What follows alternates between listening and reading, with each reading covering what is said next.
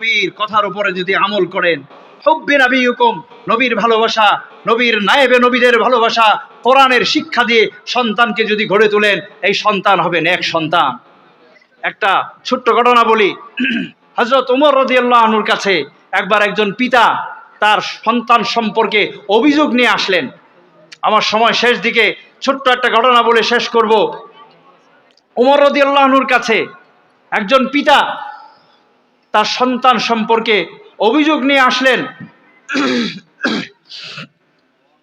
অভিযোগ নিয়ে আসলেন যে, ইয়া রাসূলুল্লাহ, আমার সন্তান তো অবাধ্য, আমার সন্তান তো আমার কথা শোনে না। নবীজি বললেন, ওমর রাদিয়াল্লাহু আনহু বললেন যে, তোমার সন্তানকে তুমি নিয়ে আসো আমার কাছে। ওমর রাদিয়াল্লাহু আনহুর কাছে সন্তান সহ পিতা আসলেন। ওমর রাদিয়াল্লাহু আনহু সন্তানের দিকে তাকিয়ে বললেন, তুমি তোমার পিতার অবাধ্যতা কেন করো? সন্তান তখন পিতার সামনে ওমর রাদিয়াল্লাহু আনহুর কাছে বলল যে, আমিরুল মুমিনিন, শুধুমাত্র কি পিতার উপরে সন্তানের হক, সন্তানের উপরে পিতার কি কোনো হক নাই? অর্থাৎ আমার পিতার আমার জন্য করণীয় কি কোনো কিছু নাই? ওমর রাদিয়াল্লাহু আনহু বললেন, অবশ্যই আছে। বললেন যে, সন্তান বলল, তাহলে পিতার করণীয়গুলো কি? আমার অধিকার, আমার হকগুলো কি, যেগুলো পিতা আদায় করতে হবে সেগুলো কি? ওমর রাদিয়াল্লাহু আনহু তিনটা কথা বললেন যে, তোমার পিতার দায়িত্ব হলো তিনটা কাজ। কি কি? একটা বললেন, আইয়াখতারা উম্মাহ ওয়া ইউহসিনা ইসমাহ ওয়া ইউআল্লিমাল কিতাব। ওমর রাদিয়াল্লাহু আনহু বললেন, একজন পিতার দায়িত্ব হলো, একজন পিতার করণীয় হলো সন্তানের অধিকার আদায় করা। তিনটা অধিকার সন্তানের আছে পিতার উপরে। তিনটা অধিকার কি কি? এক নাম্বার অধিকার হলো, যখন পিতা বিবাহ করবে তখন একজন ভালো নেক বিবি দেখে বিবাহ করবে।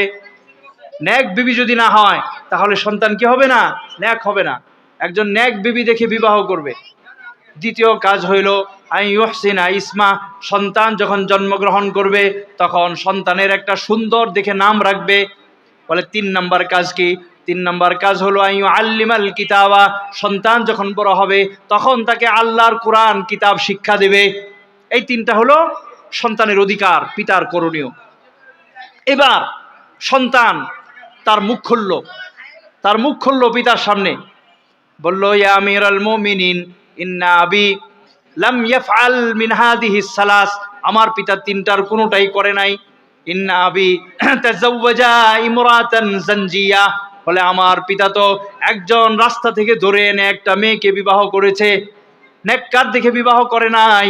দুই নাম্বার বললেন, ওয়া সাম্মানি আবি জুলান, বলে আমার পিতা আমাকে আগডুম বাগডুম একটা নাম রাখছে, যে নামটা মুখে উচ্চারণ করা যায় না।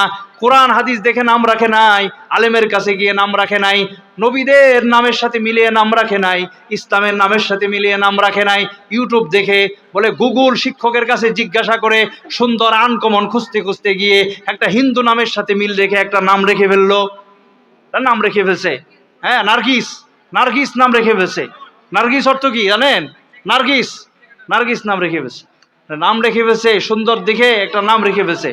তো সন্তান অভিযোগ করলো যে, আমিরুল মুমিনিন, আমার পিতা তো এমন একটা নাম রাখছে, এই নামটা তো মুখে উচ্চারণ করা যায় না।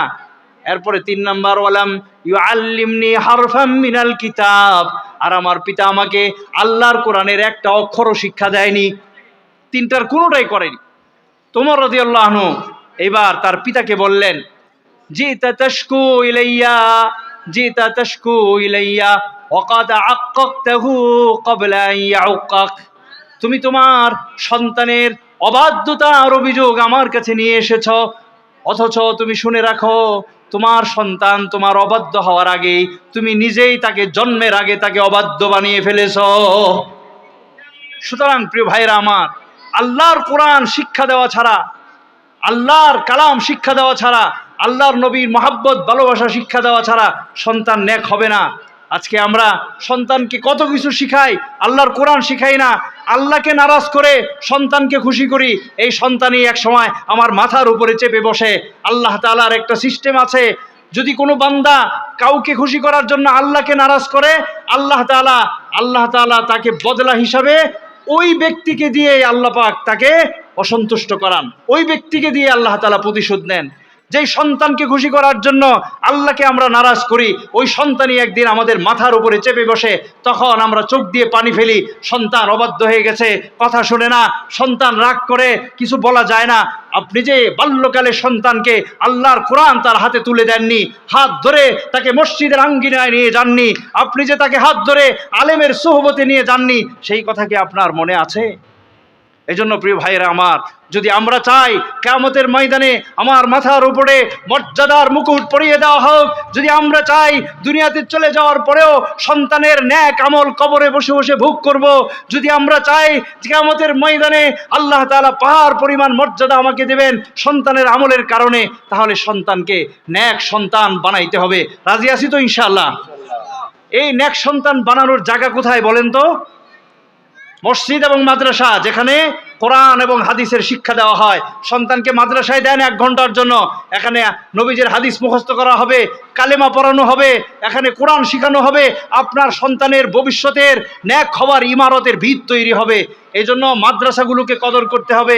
এই মাদ্রাসাগুলো হলো দিন রক্ষার একটা